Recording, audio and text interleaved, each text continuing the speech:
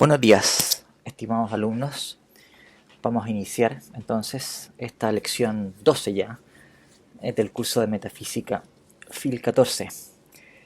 Eh, Les quiero comentar que ya he podido estar viendo bastantes ensayos, voy como en la mitad más o menos de los ensayos y en términos generales,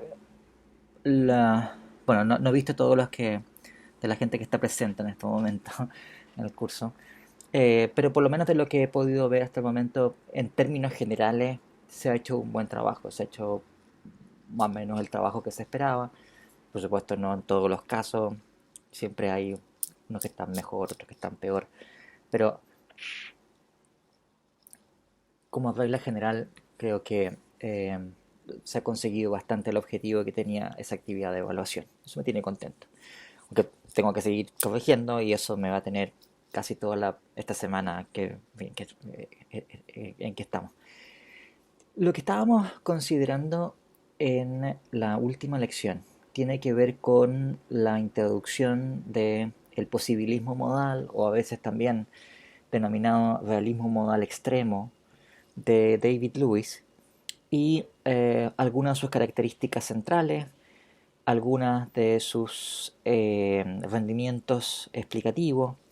eh, y tengan ustedes en cuenta que esos rendimientos explicativos que vamos a estar indicando, por lo menos esta lección y una lección más seguramente, son centrales para el valor que Lewis le entrega a su teoría. O sea, parte de las razones por las cuales Lewis sostiene que nosotros estamos justificados en pensar que hay una pluralidad de mundos posibles tal como él los entiende, tiene que ver con los logros explicativos que tiene postular mundos posibles con estas características.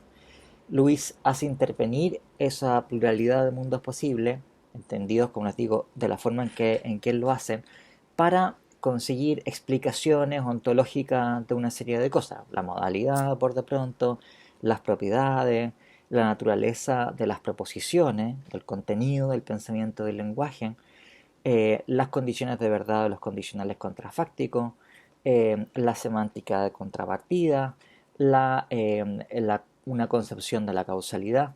Y dado que las teorías actualistas, esas teorías que Lewis denomina despectivamente teorías que postulan mundos ersatz, ¿no? Mundos de mentira, mundos sustitutos que no son realmente mundos posibles auténticos, no son capaces de replicar esas ventajas explicativas o tienen limitaciones graves cuando uno comienza a utilizarlas y hacerlas funcionar para cumplir esas funciones explicativas, es razonable que aceptemos que haya mundos posibles. Entonces, la argumentación de Lewis, como les digo, es una argumentación que no se deja resumir fácilmente porque tiene que ver con la consideración de todas estas ventajas teóricas en todos estos campos.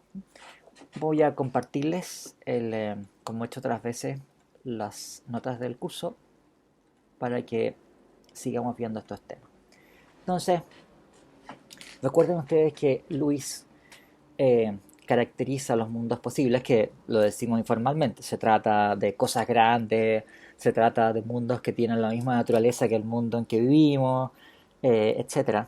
Pero la formulación oficial de Lewis es que se trata de un mundo posible de una fusión mereológica, o sea, es un todo que está constituido por partes y que no es más que la suma de esas partes, pero que satisfacen una condición. Es una fusión neurológica de objetos, cualesquiera que ellos sean, que satisfacen la condición, todos ellos, y solamente ellos, de estar conectados entre sí espaciotemporalmente. Por tanto, se encuentran entre sí a cierta distancia espacial o temporal, unos respecto de otros. Y es una suma de objetos que, como os digo, satisfacen todos ellos esa condición y no hay nada más que satisfaga esa condición. ¿De acuerdo? Por eso que es la suma más grande de objetos que satisface la condición de estar todos ellos conectados espaciotemporalmente.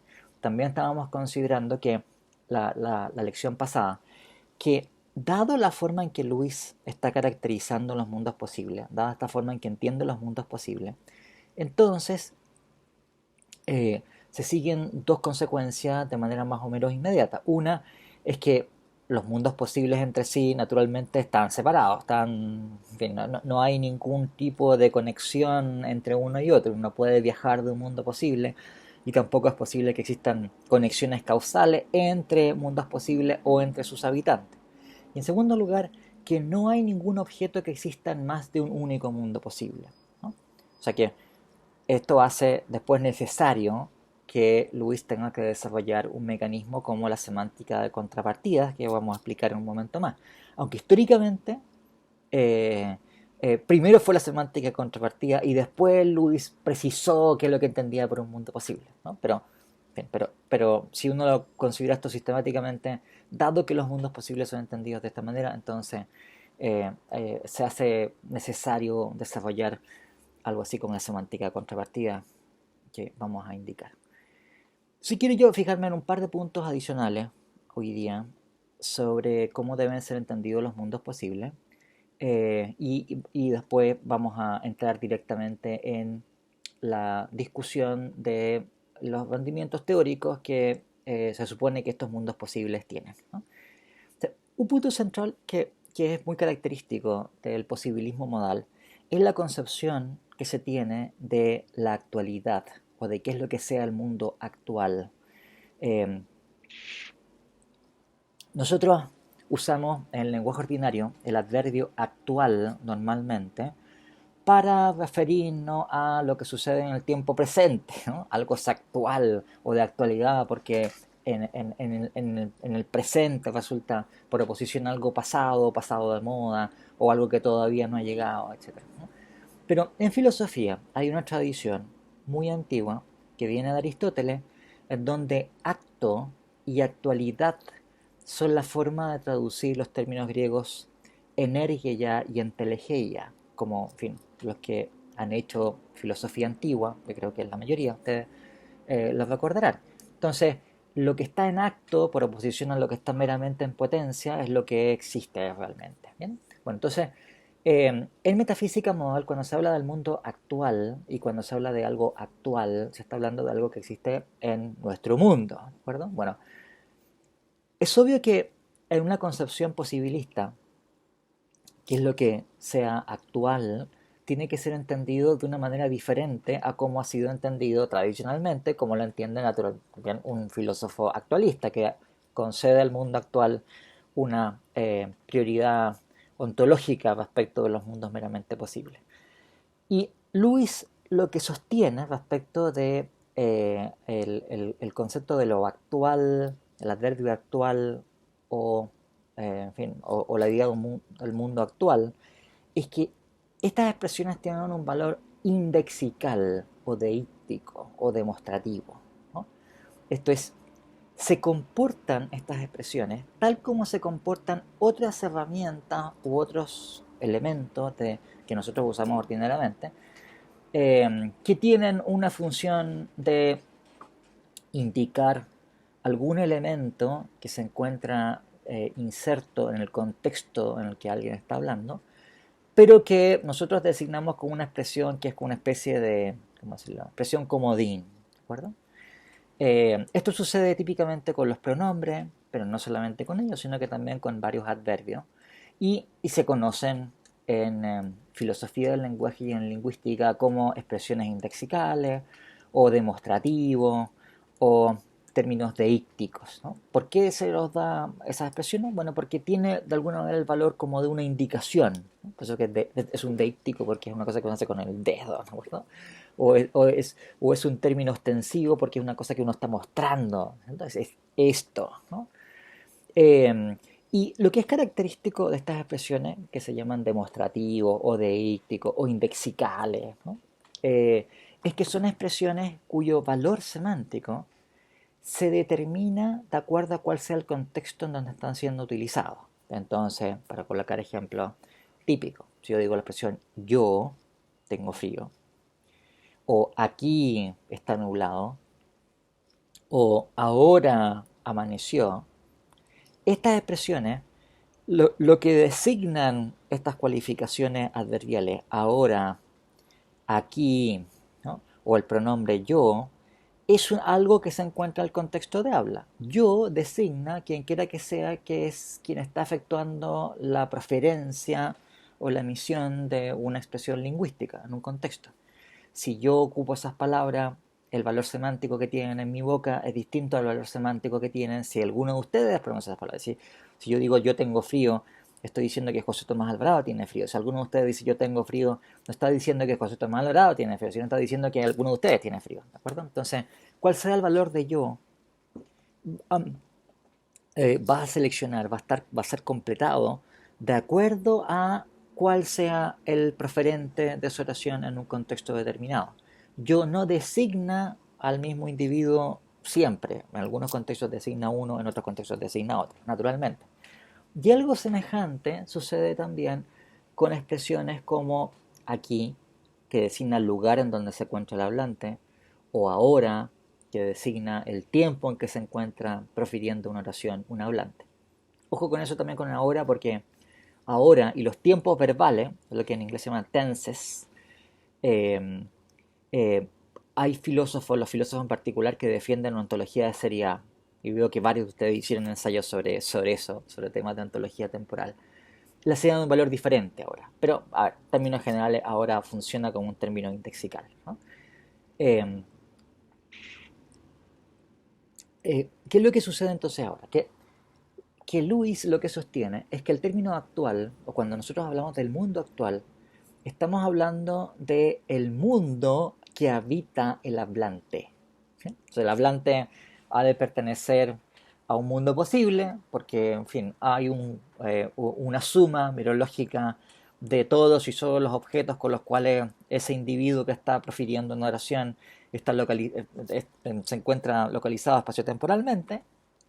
Ese es el mundo posible que ese individuo habita, y el mundo actual en boca de un hablante designa cualquiera que sea el mundo que ese hablante habita. O sea que un habitante de otro mundo posible, que en principio no es menos que nosotros, digamos, es una entidad que tiene, en fin, ontológicamente tiene el mismo tipo de ser que nosotros, cuando él dice el mundo actual, no está designando nuestro mundo, está designando su mundo. Del mismo modo que si yo digo aquí salió el sol, estoy hablando del lugar donde yo me encuentro. No estoy hablando, si un chino dice aquí en Beijing salió el sol, no está hablando de este lugar donde estoy yo, está hablando del lugar donde se encuentra ese señor, digamos, ¿no? Eh, entonces, eh, la, la, el valor que tiene esa expresión aquí, ¿no es cierto?, designa el lugar donde se encuentra el hablante que está profiriendo una oración. Y noten ustedes como inmediatamente se hace claro, que el hecho de que uno esté hablando de aquí, cuál lugar sea aquí, no es más ontológicamente que allá u otro lugar donde uno pudiese estar profiriendo una oración. Es simplemente el lugar donde se encuentra el hablante. No designa, por el hecho de ser aquí, una suerte de ventaja ontológica. El lugar donde uno se encuentra no es más ontológicamente que otros lugares, etcétera, ¿no? O sea, esa misma idea Lewis la aplica para los mundos posibles y para hablar de la actualidad. La actualidad, o el adverbio actual atribuido a algo, designa el mundo posible en donde se encuentra el hablante, y no es un privilegio ontológico para un mundo posible respecto de otros. La actualidad no ofrece o no significa ningún tipo de prioridad ontológica, al contrario de lo que sucede en una concepción actualista de los mundos posibles, donde, como les había indicado en lecciones anteriores, hay una diferencia ontológica radical entre el mundo actual y todos los mundos restantes. Son de naturaleza completamente diferente. En cambio, Lewis, esa diferencia desaparece, ¿no? También pasa la analogía con temas de ontología temporal.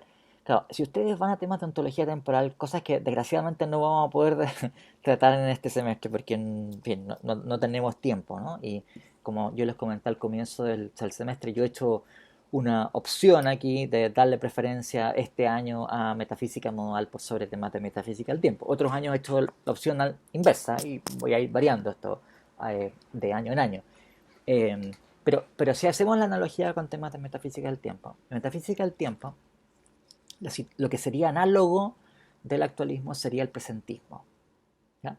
O por lo menos una ontología de seriedad en donde el tiempo presente es un tiempo privilegiado y que se encuentra siempre variando. Entonces, por oposición a concepciones tetradimensionalistas en donde todos los tiempos valen igual y el presente es simplemente el tiempo en que se encuentra un sujeto. ¿Bien? Bueno, aquí, por decirlo así, análogamente, eh, la posición del posibilista es como la posición del tetradimensionalista en metafísica del tiempo, y la posición del actualista es como la posición del presentista en metafísica del tiempo. Entonces, así como el actualista tiene que, por eso así, especificar teóricamente qué es lo que sean los mundos posibles como un tipo de construcción abstracta, en muchas concepciones presentistas, los presentistas hacen lo mismo con los tiempos pasados y tiempos futuros, que no son, por así decir, tiempos reales, sino que son algo así como construcciones abstractas de algún tipo, ¿no? Hay una analogía entre una cosa y otra que ha sido advertida, sí, hace mucho tiempo por muchos teóricos, ¿no? De hecho, en lógica temporal, además, si ustedes van, lógica temporal funciona como un tipo de lógica modal. Se ocupan las mismas herramientas teóricas que se ocupan en lógica modal que yo les estoy explicando en unas lecciones anteriores. Y los instantes de tiempo son representados de una manera análoga, como si fueran mundos posibles, ¿sí? Entonces, la analogía es bien profunda entre una cosa y otra. Lo cual no implica que si uno es posibilista tiene que ser tetradimensionalista sobre el tiempo o cosas por el estilo, ¿eh? No en el sentido, sino en el sentido que el tipo de actitud teórica que se tiene en un caso y en otro son relativamente similares en muchos campos. Ok, entonces, un primer punto que yo le quería indicarles respecto de la concepción posibilista de Lewis es esta idea de que el mundo actual tiene un valor simplemente indexical, ¿no? No es un carácter ontológico privilegiado, sino que es algo que tiene que ver, que es lo que sea actual, con la localización del hablante o del sujeto que esté pensando un contenido o algo así. Y el segundo punto que es importante es que Lewis sostiene que los mundos posibles, tal como él los entiende, deben satisfacer un principio que ha sido denominado ese como principio de recombinación o un principio combinatorio. También se lo ha denominado a veces un principio de plenitud modal. Esto es que tienen que haber tantos mundos posibles como se requiera para que cualquier cosa pueda existir junto o separada con cualquier otra. Ahora, este supuesto es nada de trivial, ¿no? Claro, Lewis lo introduce porque de otra manera su teoría sería extremadamente inadecuada, ¿no? O sea, si piensa usted, estoy diciendo que los hechos modales son hechos acerca de una pluralidad de mundos posibles. Ah, bien, ¿y cuántos son esos mundos posibles? Bueno, al principio no tenemos cómo saber una cosa así. O sea, no tenemos tampoco ningún tipo de evidencia perceptiva, no podemos mirarlos con un telescopio, no podemos enviar sondas a otros mundos posibles para saber cuántos son. Y pues, a lo mejor son 4, o a lo mejor son 25, a lo mejor son 2 millones. Eh, bueno, naturalmente que si los hechos modales son hechos acerca de esos mundos posibles, que no sabemos cuántos son ni qué características tienen, en realidad no tenemos idea de los hechos modales, no tenemos cómo saber nada de los hechos modales. Bueno, la idea de Luis es que esos mundos posibles que él postula están, sin embargo, satisfaciendo ciertos principios, principios que, como digo, se podemos denominar de recombinación, principios de plenitud o de alguna, en fin, o entendidos de alguna de esta manera, de manera que hay tantos mundos posibles como parecen indicarnos nuestras intuiciones modales que están recogidos en estos principios, ¿no? Pero déjenme detenerme un poco en esto porque esto tiene bastante importancia y, y nos vamos a encontrar después con que hay posiciones actualistas que, claro, hay una diferencia radical con las posibilistas, como ustedes se dan cuenta, ¿no? O sea, están pensando en los mundos posibles como entidades que son construcciones abstractas, pero funcionan igual que la ontología lewisiana, con la suposición de que la modalidad satisface un principio de combinación o de plenitud entendido de esta manera, un principio combinatorio entendido de esta manera, ¿no? Entonces, esto es importante para entender temas de metafísica modal. La idea es la siguiente, ¿no? Que Cuando uno considera un objeto cualquiera, ese objeto por sí mismo no hace necesario o siquiera no hace más probable la existencia de otro objeto diferente de él. O esto se puede generalizar para cualquier entidad del tipo que sea, aunque no sea un objeto particular, aunque sea otra cosa. Una entidad cualquiera por sí misma está separada y es independiente de otras entidades que son diferentes de ella. De tal manera que si yo considero dos entidades cualesquiera, esas entidades por sí mismas no hacen ni necesario ni más probable que las otras entidades existan o no existan. Y si es así, si las entidades que son, por decirlo así, diferentes entre sí, ¿no? Lo que Hume, porque esta intuición se ha denominado muchas veces una intuición humeana, ¿no? Efectivamente Hume sostiene una cosa así, ¿no? De que todas las cosas son independientes entre sí, cualquiera puede existir junto o separada con cualquier otra, ¿no? En la medida en que uno pueda concebir que uno exista junto o separada de la otra, las cosas pueden existir juntas o separadas de cualquier otra. Y Lewis recoge esta intuición humeana, ¿no? Entonces, la idea es que cada entidad que es distinta de otra es independiente una respecto de la otra, y al ser independiente una respecto de la otra, pueden existir juntas o separadas. Eso significa que si yo tengo dos objetos, oye, yo tenía aquí el On the Relative Wells de Lewis, y tengo este reloj, ¿de acuerdo? Entonces, la idea sería, mira, si son dos entidades distintas, entonces debe ser metafísicamente posible que exista el libro y no exista el reloj, o que exista el reloj y no exista el libro, o que exista el libro junto con el reloj, o que no exista ninguno de los dos. Eh, ¿Sí? Objetos distintos, entidades que son o existentes diferentes entre sí, son mutuamente independientes modalmente y por eso entonces pueden recombinarse libremente. O sea, ¿cuál es la idea aquí de fondo? Que el espacio de posibilidades, y recuerden ustedes que los mundos posibles luisianos, y después vamos a ver lo mismo en posesiones actualistas, los mundos posibles representan, ¿sí? Justo coinciden con la extensión de este espacio modal.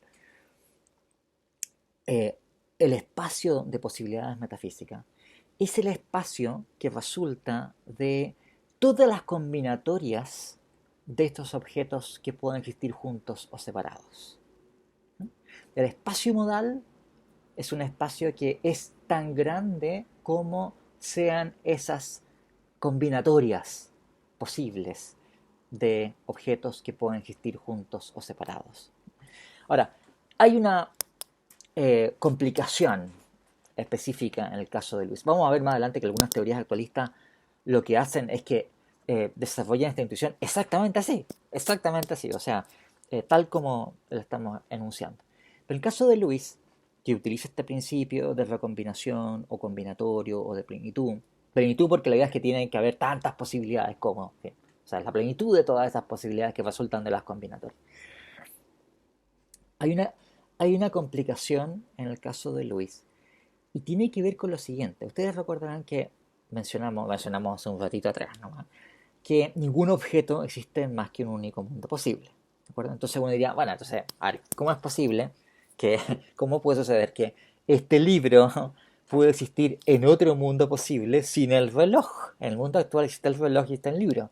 En otro mundo posible estamos diciendo que podría existir el libro sin el reloj o el reloj sin el libro. Pero el libro no puede existir más que en este único mundo posible. ¿De acuerdo? ¿De acuerdo? Sí, estamos pensando esto en términos de la metafísica luisiana de los mundos posibles. Bueno, o sea, el principio de recombinación en Luis adopta una forma peculiar, pero el espíritu es el mismo. Entonces, aunque el libro por sí mismo, este libro particular, no puede existir en otros mundos posibles, lo que sí puede existir en otro mundo posible es un objeto que sea cualitativamente una réplica de este libro. ¿Y qué es lo que es una réplica de un objeto? Es otro objeto que va a ser numéricamente distinto, pero que comparte todas sus propiedades intrínsecas. Entonces, claro, este libro es un libro que tiene una cierta masa, tiene una forma, tiene una distribución de colores, tiene escrito aquí On the Plurality of Worlds, David Lewis, etc. Y la idea entonces es que cuando estamos diciendo que dos cosas pueden existir juntas o separadas, puedo decir que en otro mundo posible puede existir un objeto que sea cualitativamente idéntico a este en todo respecto intrínseco. Por supuesto, en nuestro mundo posible puede ser que está acompañado de otras cosas o no está acompañado de otras cosas que tienen ciertas características. Entonces, el principio de recombinación del cual estamos hablando, que dicho así en grueso, una fórmula así, cualquier cosa puede existir junto o separada de cualquier otra. El Lewis, dadas las restricciones que tiene su teoría, tiene la siguiente configuración o se formula del siguiente modo, que cualquier cosa de un cierto tipo, ¿de o sea, cualquier cosa especificada por los aspectos cualitativos que esa cosa posee, puede darse con cualquier otra cosa de otro tipo especificada nuevamente con los aspectos cualitativos que esa cosa tiene. Hay alguien que estaba haciendo una pregunta que es Jaime. O sea, me acordé el tiro de ti, Jaime, cuando apareció eso. Eh, Tú dices, Jaime, si quieres formula la pregunta, Jaime, en voz alta para que todos escuchemos. Sí, buenos días. Mm,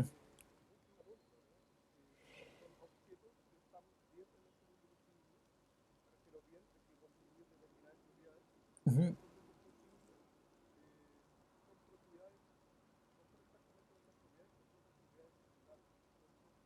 No, a ver, no es así. Depende cómo concibamos las propiedades. Y esto es algo en donde la metafísica lewisiana podría funcionar con universales, podría funcionar con tropos. De hecho, Lewis tiene una concepción de las propiedades.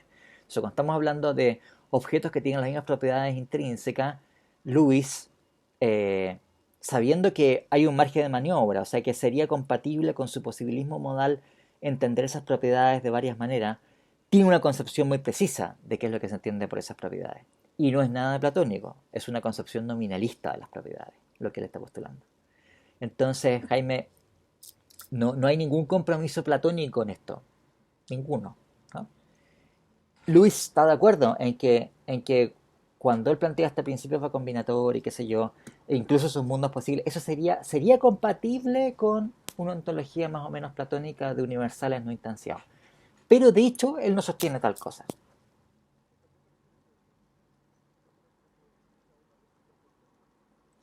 Quiere decir que tiene las mismas propiedades intrínsecas. Ahora, déjenme explicarles esto porque esto era justo lo que quería explicarles ahora, ¿no? Entonces, estamos hablando de réplicas, ¿no es cierto? De un objeto. Y una réplica de un objeto es otro objeto que es numéricamente distinto, no es el mismo objeto, ¿de acuerdo? Es un objeto que es diferente, ¿de acuerdo? Pero que va a ser, por decirlo así, igualito, igualito, igualito, igualito en todos sus aspectos. O sea, si este objeto tiene una cierta propiedad, el objeto tiene exactamente la misma propiedad. Pero se trata de las propiedades llamadas propiedades intrínsecas y eso es lo que me interesa explicarles ahora con un poco de calma. ¿Bien? Es una distinción que nos vamos a topar varias veces y que es útil para formular muchas cosas en ontología. Eh, sí, ¿quién dijo que alguien quiere hacer una pregunta? Nicolás, adelante.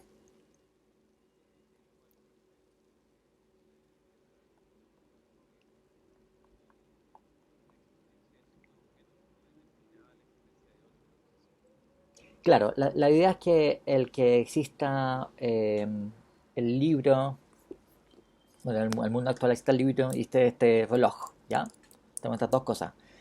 Bueno, entonces, el reloj no determina, no hace necesario, no es un requerimiento necesario para que exista el libro. Y a su vez el libro no determina, ni hace necesario, ni es un requisito para la existencia del reloj.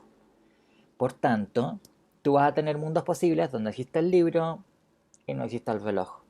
O existe el reloj y no existe el libro. O existe el libro y existe el reloj.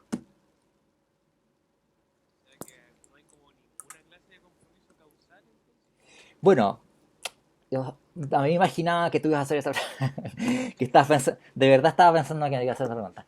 Pasa lo siguiente, Nicolás, y eso también es muy importante. En el caso de David Lewis, él tiene una teoría reductiva de la causalidad. O sea, la causalidad no es un hecho básico del mundo y por supuesto no hay nada semejante como que un evento o la existencia de un objeto en un tiempo, en un lugar, haga necesario que después exista otro objeto en otro tiempo con ciertas características.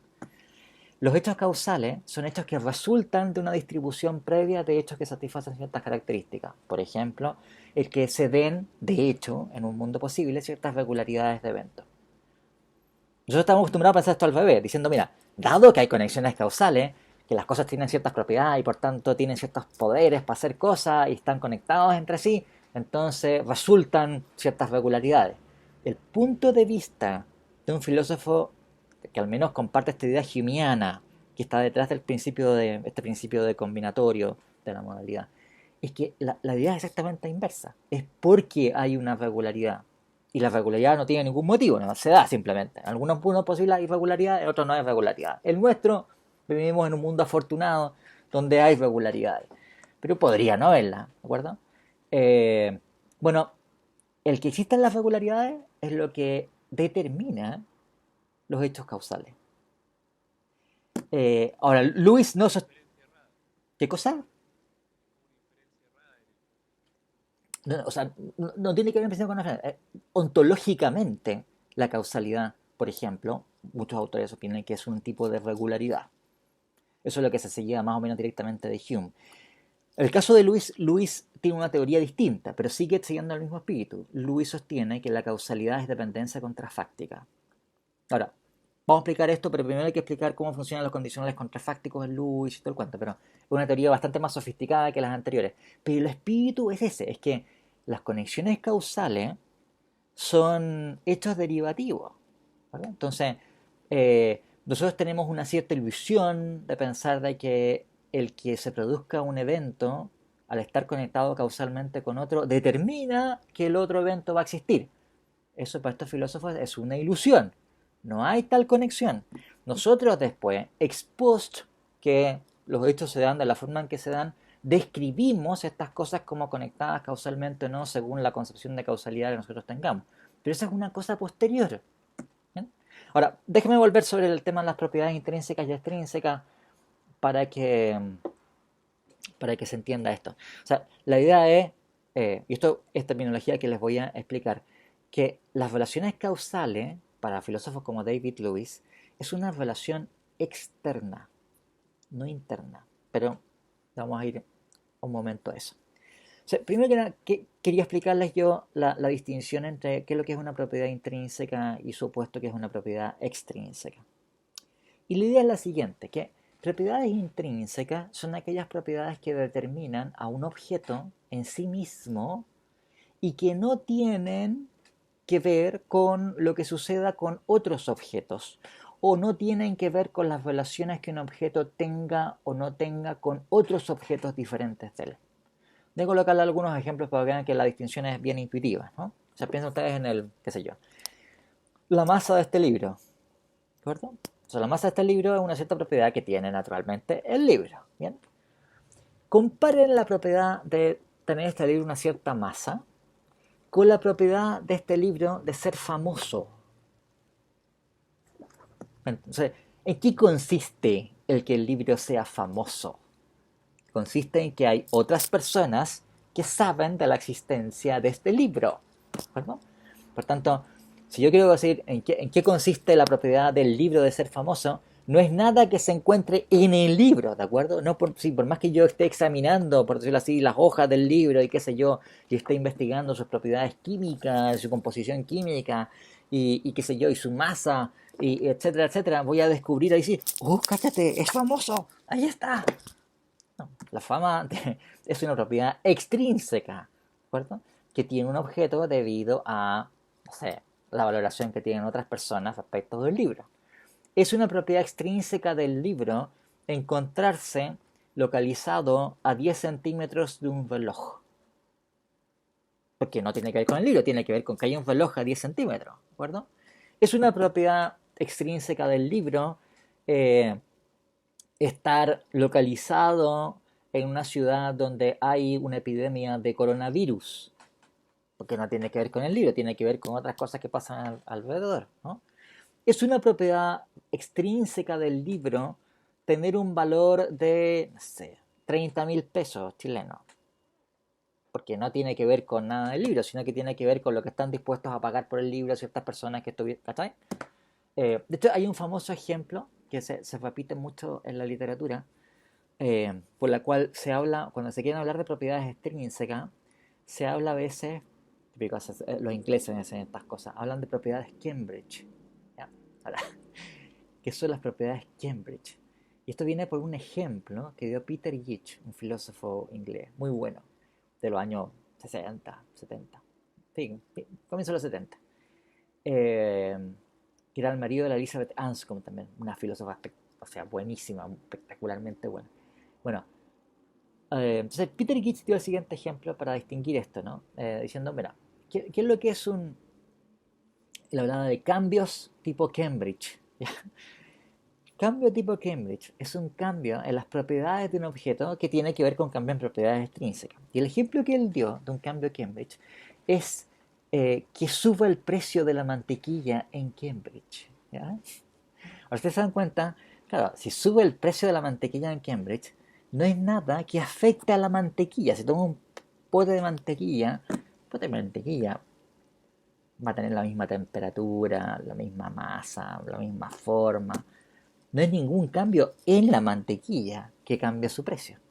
El que cambia el valor del precio de la mantequilla en Cambridge es un cambio en sus propiedades extrínsecas. Es un cambio semejante como llegar a ser famoso o dejar de ser famoso. O estar a 10 centímetros de un reloj o dejar de estar a 10 centímetros de un reloj. No es ningún cambio intrínseco del objeto, sino que tiene que ver con cosas que suceden, por decirlo así, fuera de ese objeto. ¿No? Ustedes se dan cuenta que intuitivamente hay una distinción entre las propiedades que están determinando un objeto y propiedades que tienen que ver no con lo que le pasa al objeto, sino con cosas que pasan fuera del objeto o con otros objetos diferentes de este, ¿no? Ahora, por supuesto, cuando se trata de precisar esto, eh, hay en fin, una serie de controversias filosóficas, ¿no?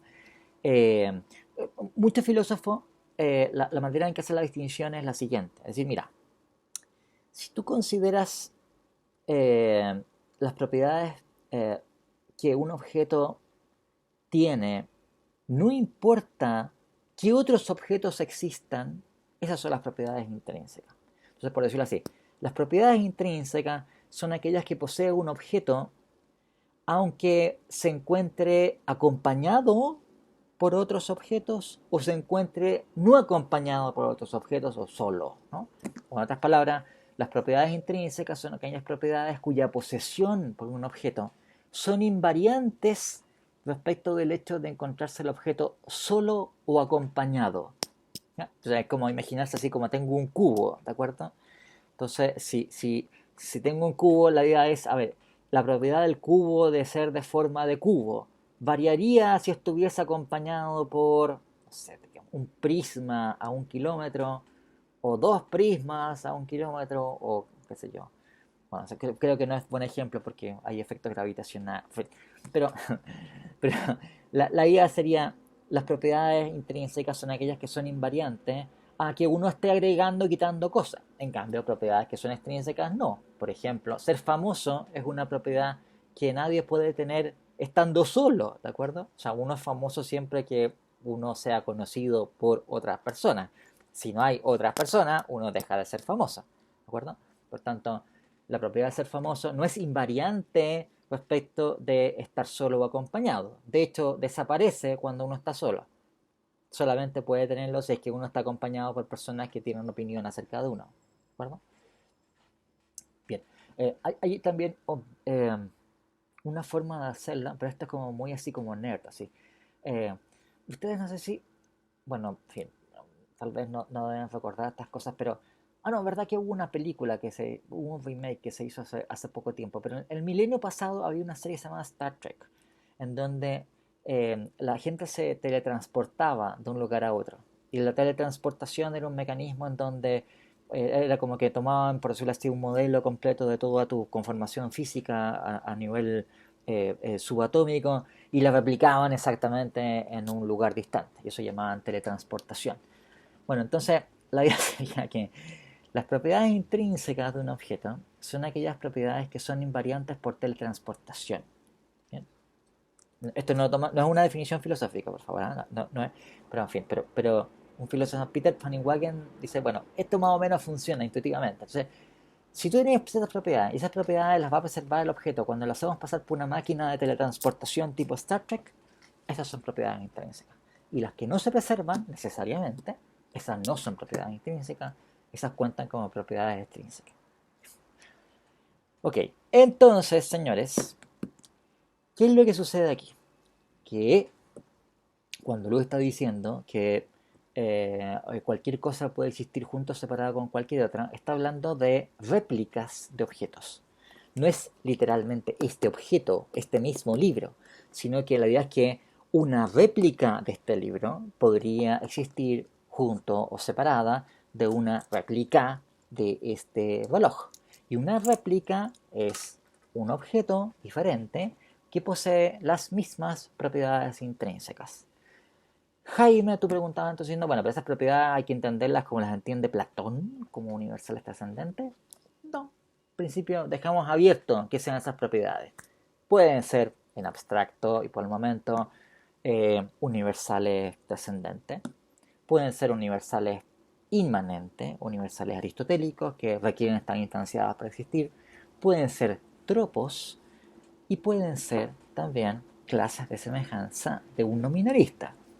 Por el momento, nosotros nos mantenemos neutrales respecto de cómo deben ser entendidas esas propiedades. Lo importante es que tenemos esa distinción intuitiva entre propiedades intrínsecas y extrínsecas, y la idea entonces es que cualquier réplica de un objeto puede darse junto o acompañada con cualquier réplica de otro objeto, ¿no? Y ustedes se dan cuenta al final, el principio de recombinación que está aquí operando es un principio en el fondo que está operando, en el caso de Luis, para propiedades. O sea que si tengo yo una configuración de ciertas cualidades en cierto lugar del espacio y del tiempo, esa configuración por sí misma no determina que en otros espacios y en otros tiempos deba darse alguna otra configuración específica o no deba darse una configuración específica.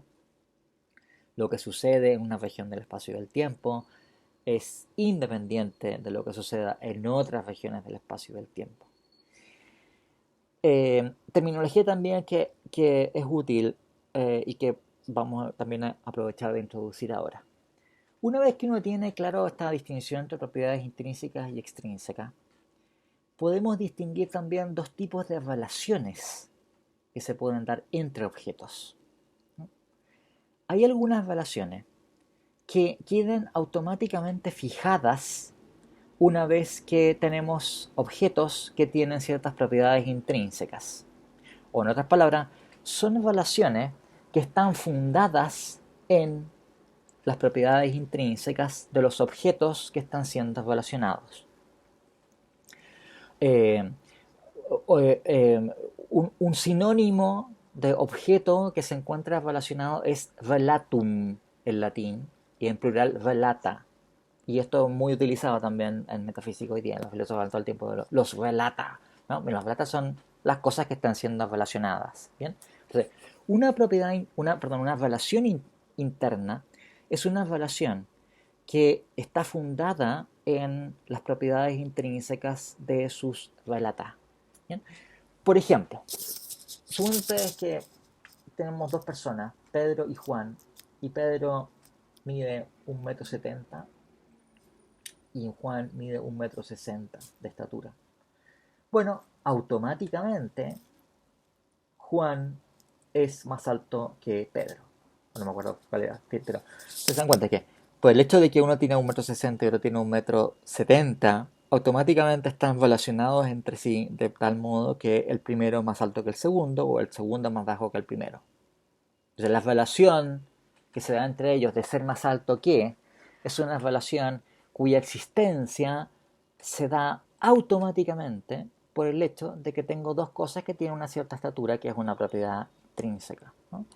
Entonces, las propiedades intrínsecas que tengan los objetos determinan ontológicamente que se den entre estos objetos un montón de relaciones internas, que también por eso se dice que no son una adición de ser. ¿Por qué no? Porque es algo que, por decirlo así, aparece automáticamente en el mundo una vez que tengo objetos con propiedades intrínsecas. Entonces las cosas son, qué sé yo, más altas o de mayor estatura o menor estatura o la misma estatura que otros objetos. Y esas relaciones de tener la misma estatura o más estatura o menos estatura no son una adición de ser sobre el hecho de que las cosas tengan una cierta estatura.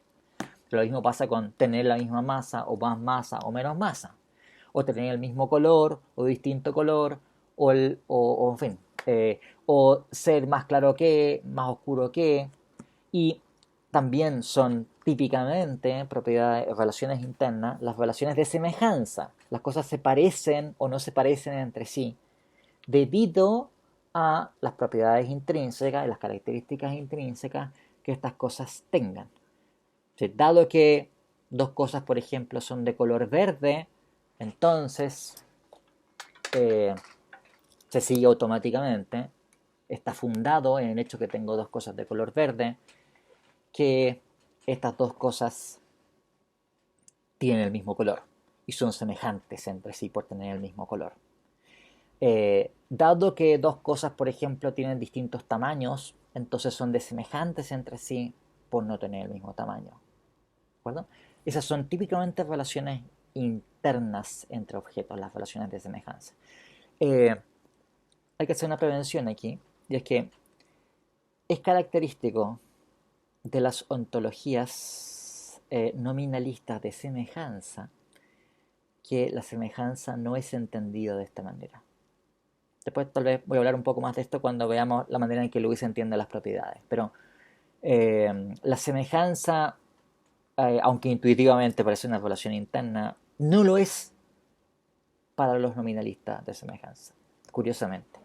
Bueno, por oposición a una relación interna, las relaciones externas son aquellas que no son internas. Esto es, aquellas relaciones que no están fundadas en las naturalezas intrínsecas de los relata o de los objetos relacionados. ¿Por qué? Porque no basta con que tenga yo objetos que tienen ciertas propiedades intrínsecas para que se den o no se den esas relaciones externas entre los objetos. Ejemplo, estar a 10 metros de distancia. Entonces, claro, ustedes pueden tener el mismo libro, el mismo reloj, con las mismas, sí, o objetos con exactamente las mismas propiedades intrínsecas, ¿de acuerdo? Cualitativamente idénticos porque tienen las mismas cualidades o propiedades intrínsecas, pero eso no va a determinar que se encuentren o no a 10 metros de distancia. Podrían encontrarse a 10 metros de distancia, o a 20 metros de distancia, o a 5 metros de distancia, y cualitativamente, o sea, en cuanto a sus propiedades intrínsecas, ser iguales, ¿no? Sí. Colocarlo también de la siguiente manera. Cuando uno piensa en las relaciones externas entre objetos, no basta con la existencia de los relata con sus propiedades intrínsecas. O si ustedes quieren, podemos formularlo así. Cuando Dios crea el mundo, no requiere hacer nada especial para crear las relaciones internas entre objetos. Basta con haber creado los objetos con sus propiedades intrínsecas. Pero para las relaciones externas, en cambio, sí se requiere algo más que el que los objetos tengan ciertas propiedades intrínsecas. Esas relaciones externas son una adición ontológica respecto a la naturaleza intrínseca de los objetos. Ahora, si ustedes se dan cuenta, entonces, el principio de recombinación en Lewis viene a ser finalmente lo siguiente, que puede darse cualquier distribución de propiedades intrínsecas y relaciones externas entre los objetos que son caracterizados por esas propiedades intrínsecas, ¿no? O sea que, claro, ningún objeto puede existir más que en un único mundo posible, pero los mundos posibles, la totalidad de los infinitos mundos posibles, satisface este principio de recombinación, porque cualquier distribución coherente, o sea, que esté libre de contradicción, naturalmente, de propiedades intrínsecas y relaciones externas entre objetos que tienen propiedades que están especificados por esas propiedades intrínsecas, puede darse. Entonces, claro, puede darse un libro acompañado 10 metros por un reloj y no acompañado 10 metros por un reloj. O puede darse acompañado 5 metros por un reloj o no acompañado 5 metros por un reloj. Y así sucesivamente. Sí, adelante.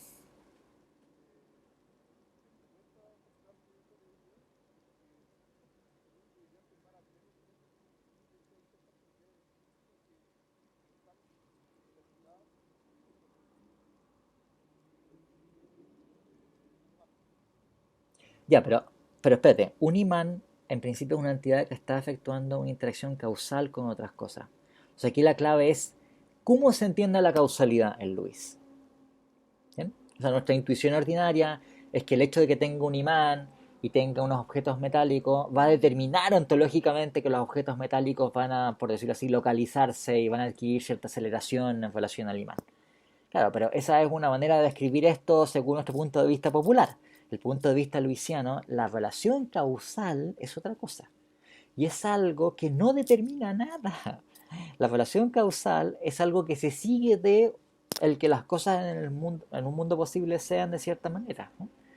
Ya había comentado esto a la pregunta de Nicolás.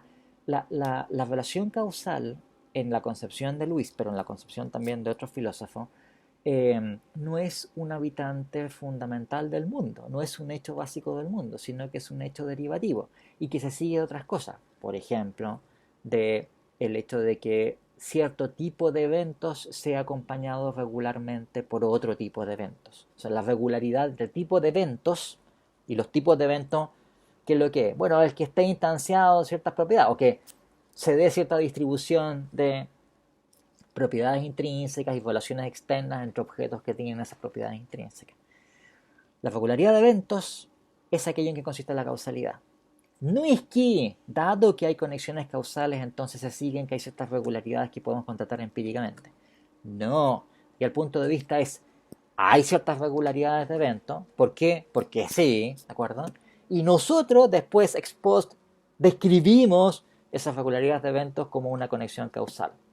Pero internamente lo que hay es simplemente de que hay cierto tipo de cosas que son sucedidas por otras. Punto. No es que una cosa haga o determina que las otras cosas van a ser de cierta manera. En la concepción de Lewis también pasa lo mismo. Ahora, es una teoría más sofisticada, como estaba adelantándole hace un momento atrás, porque concibe las conexiones causales como dependencias contrafácticas. Y esto es que, por decirlo así, también nuestra intuición es que, dado que hay una conexión causal entre dos cosas, vale que si no hubiese ocurrido la primera, en la primera cosa, no hubiese sucedido la segunda. Esa es nuestra intuición, ¿verdad? O sea, la dependencia contrafáctica, o sea, el que sea verdadero un condicional contrafáctico, tal que si no hubiese sucedido el evento causa, entonces no hubiese sucedido el evento efecto, en nuestra intuición ordinaria, es algo que está fundado en que hay una conexión causal. Bueno, Luis lo que hace es que invierte esa relación. La causalidad consiste en que son verdaderos ciertos condicionales contrafácticos. Bueno, ¿y por qué son verdaderos condicionales? Ah, bueno, por otras razones, pero no porque algo determine que las cosas sean de cierta manera. Entonces, cuando tú hablas de lo que pasa con un imán, claro, nuestra intuición ordinaria es que el imán determina. Muy bien, pero un filósofo como Luis, eso te lo aceptaría como una manera, por decirlo así, folclórica de describir ese fenómeno, que es admitible con cierta interpretación filosófica. Pero realmente el imán no determina nada, porque nada determina ni una cuestión. ¿De Esas son mitología, ¿de acuerdo? La causalidad, entendida como eso es mitología, ¿de acuerdo? Es metafísica folclórica o folk metaphysics. Ya, pero un poquito, antes de que cerramos, porque para cerrar esta idea y vamos a terminar con tu pregunta, pero déjame cerrar esta idea. Esto se conoce en la literatura, se lo denomina la tesis de superveniencia humeana. O sea, la idea es, mira, los hechos del mundo están determinados por una base ontológica que está constituida por un gigantesco mosaico. Entonces, en cuanto a un mosaico, ¿qué es lo que pasa? Bueno, tengo ahí unos pedacitos que son separados entre sí. ¿De acuerdo? Cada uno tiene un cierto tamaño, tiene una cierta forma, cada pedacito, y tiene un cierto color. Y cuando uno los coloca junto con todos los otros, esos pedacitos unos junto a los otros se ven de lejos como si fueran una figura, ¿de acuerdo? Pero cada uno está separado del otro. Bueno, la idea es que el mundo es también un gigantesco mosaico. No hay conexiones causales. Nada en un pedacito del mosaico determina que las cosas deban ser en los otros pedacitos de mosaico de una cierta manera. Lo que pasa en un pedacito de mosaico, esto es en una localización espaciotemporal, está separada y es independiente de lo que pasa en otras regiones del espacio-tiempo. Pero después que se da este mosaico, o sea que las cosas quedan en fin, se configuran de la forma en que son, en un mundo posible, nosotros podemos contemplar esto de lejos y decir, ah, mira, hay una regularidad de evento. Y eso lo describimos como que hay una conexión causal. ¿Verdad? O mejor dicho, para un filósofo, eso es la causalidad, simplemente, es la regularidad de evento. O mira, dado cómo están distribuidos los hechos en este mundo posible, y Luis, como sucede en los mundos cercanos, en su vecindad modal, resultan verdaderos ciertos condicionales contrafácticos. Y en eso consiste la conexión causal. ¿Ven? O sea, la tesis que aquí defiende Luis se conoce en la literatura como superveniencia humeana. Y está inspirado en Hume. Hume también sostiene esto explícitamente respecto a la causalidad, justamente. Eh, y Luis, junto con otro filósofo, es un seguidor de esa intuición humeana. Ahora sí, Jaime, perdona que te hayas hecho esperar, pero quería cerrar esa idea antes de continuar.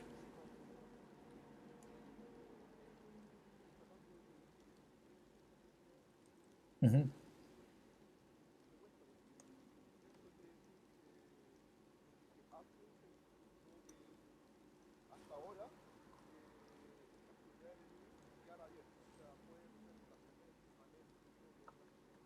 Sí.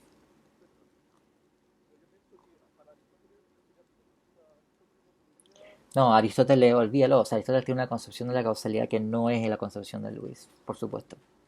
Y para los filósofos, es decir, todos los filósofos que hoy día se los denomina como neo-aristotélicos, yo soy, según esto, un neo-aristotélico, ¿no? La idea es que hay poderes causales primitivos, y la causalidad no es un derivado de otras cosas. Entonces, en fin, esto naturalmente que no es así. Pero lo que estamos entendiendo es cómo ve las cosas Luis, ¿cachai? Y cómo ve las cosas Luis en esto es que no hay conexiones necesarias entre existentes diferentes.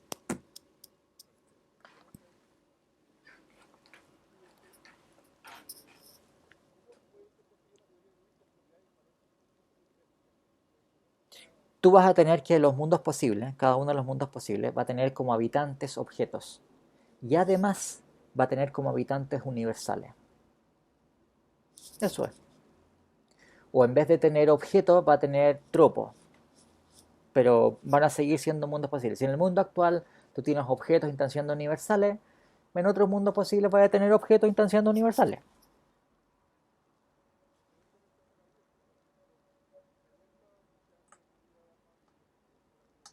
Esto está explicado al mismo Lewis. Esto está explicado, si tú lo ves en on the Plurality of Worlds, esto está...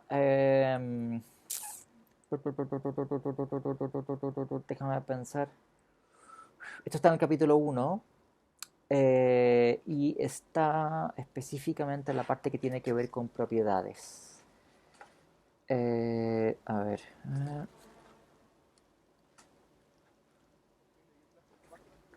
Sí, no, pero no está ahí. Si tú ves el mismo libro, esto se encuentra, vas a ver una discusión sobre esto en las páginas 50 a la... Se discuten otras cosas además, pero 50 a la 69, en una sección que se llama Properties, sección 1.5, es parte del capítulo 1. Bueno, señores, entonces vamos a quedar aquí y yo espero que en el curso de la semana tenga corregido ya los ensayos y ahí les voy a enviar los resultados. Estoy corrigiendo directamente sobre el archivo Word y me he dado cuenta que es bastante práctico hacerlo en realidad. Es mejor que lo que lo hacía antes. Entonces, vamos a quedar aquí y hasta luego entonces.